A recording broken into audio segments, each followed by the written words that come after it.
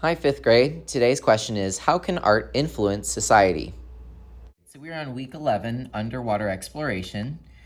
I'm just gonna quickly go over kind of your options for today because you guys are sketching out your ideas for your underwater scene. You guys need to have background, foreground, middle ground, but also overlapping pieces, and think about if things are closer to you, then they're bigger. If it's something farther away in the water, then it's smaller. We talked about the Great Pacific Garbage Patch, which is very sad, of course. And then I included a website that has a bunch of different animals that you can think about. So you can explore this for a few minutes. You can find turtles, you can find octopuses, fish, whales. So let's just take a few moments. Go ahead and open up the 1, 2, 3 for this week. Click right up here on top of Nemo, and then explore the marine life page for a couple minutes and find some animals that you might like to try. Once you have that animal in mind, you don't have to stay on that website. Let's say you just love dolphins for some reason. You could totally look up dolphins. Some of you might have trouble drawing it from, a picture with color and everything. So if you add 2 words to it, line drawing, Google knows that you're probably drawing something and that you want something a little bit simpler. So anything you add, whether it be turtles, a scuba diver, whatever, if you add line drawing to the end of it, it will only give you the line drawings and make it a little bit easier for you. I don't mind if you do things realistic. You can do things super cute, whatever. It's totally up to you. It's your vision. I'm gonna be doing something a little bit more realistic. You'll need to decide whether you want yours tall. Maybe you wanna do kind of like the ocean up here with trash.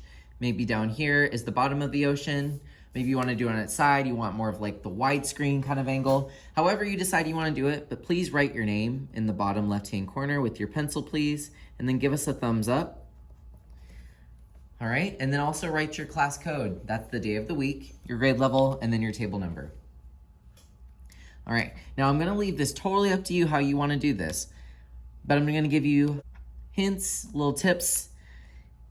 If you're gonna do the ocean floor or like coral, think about foreground, middle ground, background. If there's something farther away, it needs to be smaller. If it's something really close up, like if I put a starfish right here, it's gonna be pretty big because it's the closest thing to me if I were really underwater. I'm gonna use my Google and I'm gonna be drawing. I'll be right back, I'm gonna do a time lapse. Think about your vision. What do you wanna say about the ocean, conservation, and protecting animals? Think about texture. What can I feel? You might want to include the coral reef, some plants. Think about what's on the ocean floor. Are you going to have above the ocean too, the water? I think I'm going to put trash on the top of mine. That way I can show maybe what is going on underneath the ocean. All right, so I got overlap of different elements, different animals.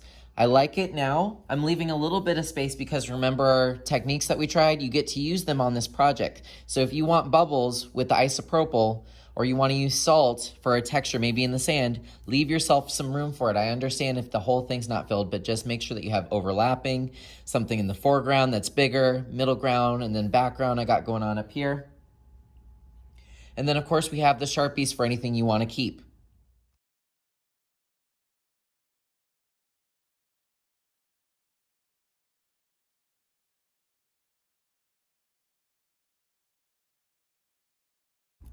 All right, I got to a point where I'm really happy with it.